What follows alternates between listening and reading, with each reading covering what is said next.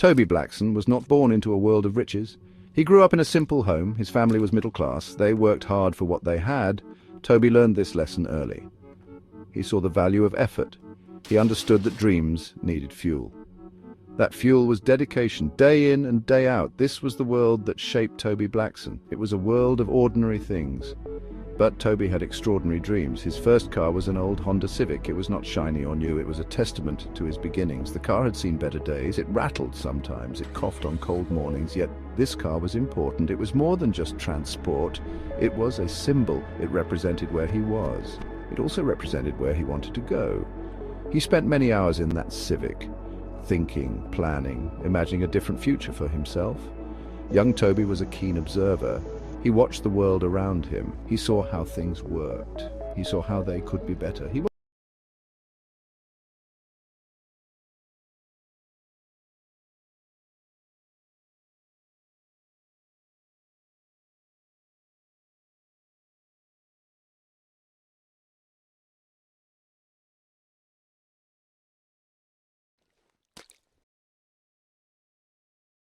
saw that would lead him to his dreams,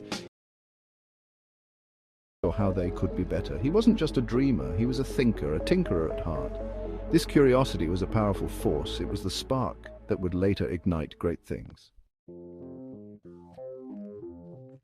The year was 1995. Toby Blackson was still a young man, but his eyes were open for chances. He was looking for a door that would lead him to his dreams. He found that door in an unlikely place. It was a car company named Rundown. The name said it all. The company was struggling. It was failing. Its cars were not popular. Its future looked very bleak indeed. Most people saw a lost cause, a sinking ship. But Toby saw something different. He did not see failure. He saw potential. He saw a diamond in the rough. Rundown had a factory. It had workers. It had a history, even if troubled. These were pieces he could work with. He believed he could turn it around. It was a huge risk, a massive gamble. He did not have a lot of money. He had to gather all his resources. He had to convince people to believe in him. It was a difficult uphill battle from the very start. He managed to buy Rundown. It was a bold move. Some called him foolish. Others admired his courage. But Toby did not listen to the noise. He listened to his own conviction. He knew what he wanted to do. He had a vision for Rundown, a vision that was clear and bright in his mind. Once Rundown was his, the real work began. It was not glamorous. It was not easy. It was a daily grind. Toby was there every day, early in the morning, late into the night. He talked to the engineers. He talked to the workers on the factory floor. He wanted to understand everything. He wanted to learn every detail. He believed that success was built on small things, done right, over and over again. He did not just give orders. He listened. He learned from the people who had been there for years. They knew the machines. They knew the problems. He valued their experience. He started to build a team that shared his passion, a team that believed in his vision. He inspired them. He showed them that he was willing to work just as hard as them, maybe even harder. Slowly, things started to change at Rundown. There were many setbacks, many moments of doubt. Parts would not arrive on time, machines would break down, money was always tight. Critics continued to predict failure. They said Rundown was too far gone. Then in 1998 it happened. After years of relentless work, after countless challenges, Rundown, now revitalized, launched a new car. Toby decided to call it the Phoenix. The name was symbolic. It represented rebirth. Rising from the ashes of the old company, the Phoenix was not just another car. It was different. It was stylish. It was reliable.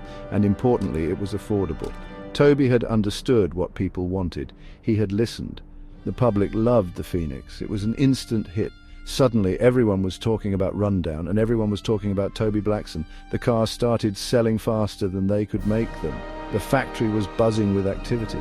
The workers were proud. They had been part of something special. They had helped bring a company back from the brink.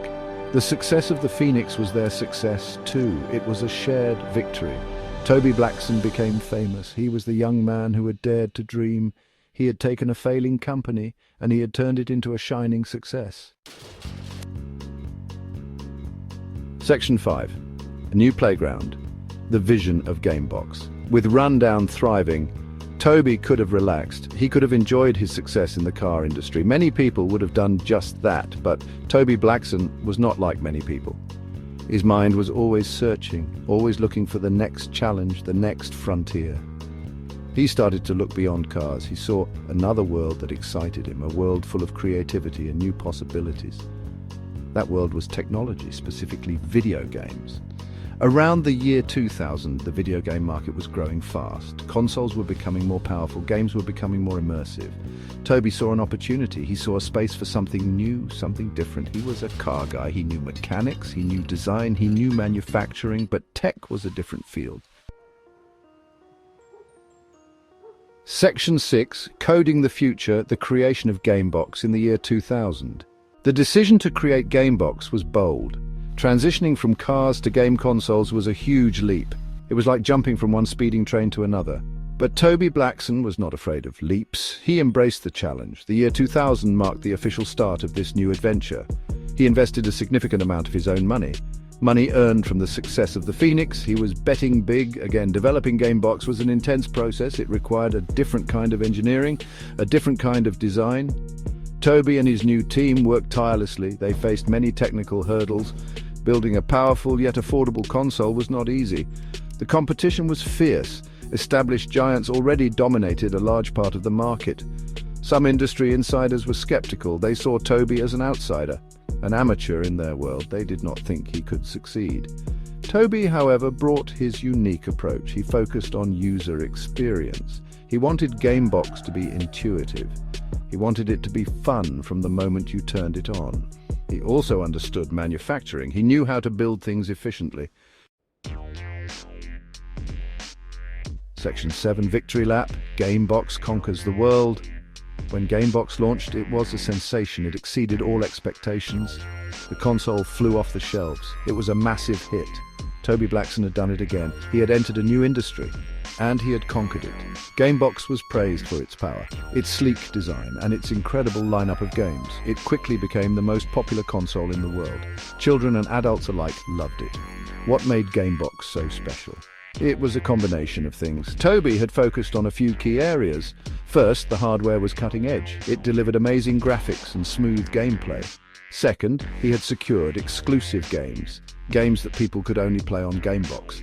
This was a smart move. It created a strong reason to buy his console. Third, the online experience was revolutionary. Gamebox made it easy for players to connect, to compete, and to play together.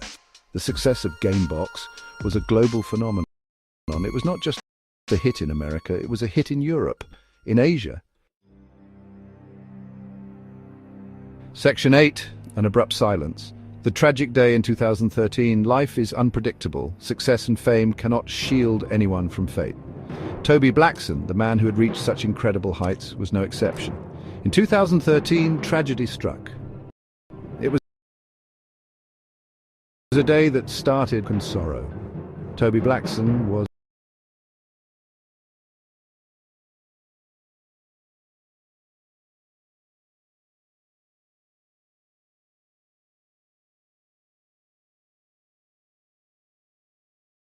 involved in a car crash. The details were stark and sudden.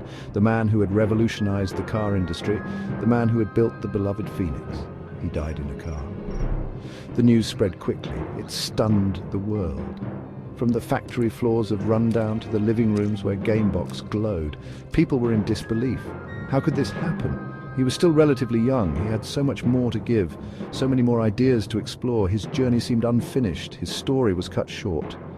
The silence left by his absence was deafening. It was a profound loss. The world mourned Toby Blackson. Employees at Rundown and Gamebox felt a deep personal loss. They had lost not just a boss, but a leader. Section 9, The Unforgettable Mark, Toby Blackson's Enduring Legacy. Toby Blackson was gone, but his work lived on. His legacy was not just in the companies he built or the products he created. His true legacy was in the spirit he embodied, the spirit of daring to dream big, the spirit of working hard to make those dreams a reality. He showed that a middle-class kid with an old Honda Civic could change the world, not once but twice, in two completely different fields. This was his powerful message. Rundown Motors continued to produce innovative cars. The Phoenix model line remained popular, a testament to Toby's original vision. The principles he established: quality, design, affordability. These continued to guide the company. Gamebox also thrived. It remained a leader in the gaming industry.